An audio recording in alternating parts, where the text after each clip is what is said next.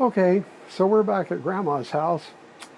Grandma liked to sew, and she had one of those old Singer sewing machines, the treadle kind that you have to pump.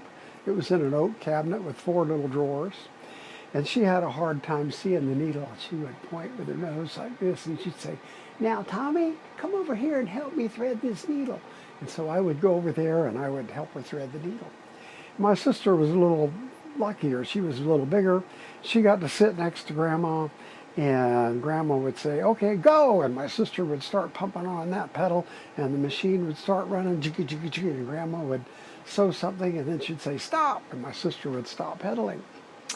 Well, Grandma had one of the only sewing machines in town. Back then, not everybody had a lot of money, and so she sewed clothes for a lot of people. Now, this photograph that I'm about to show you is one of my favorite pictures of my mom. It shows her when she was in the first grade, and she's standing on the steps of the school that I think burned down. And the teacher there, that's my grandma. My mom is a little girl on the right-hand side in the bottom row. And she's about 6 years old, so this was probably taken 1916 or 1917. But I want you to notice that everybody is wearing white clothes. There's a reason for that. People didn't have a lot of money. The nearest clothing store was in Birmingham, about 100 miles away. There weren't clothing stores in Camp Hill. And you couldn't just go to the store and buy a bunch of fancy material to make something out of either.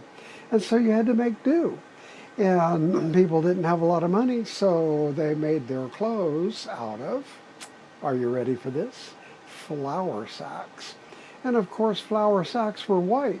And my grandma, having one of the few machines in town, would gather ladies together and they'd have a sewing day and they would make clothes for the kids out of flour sacks.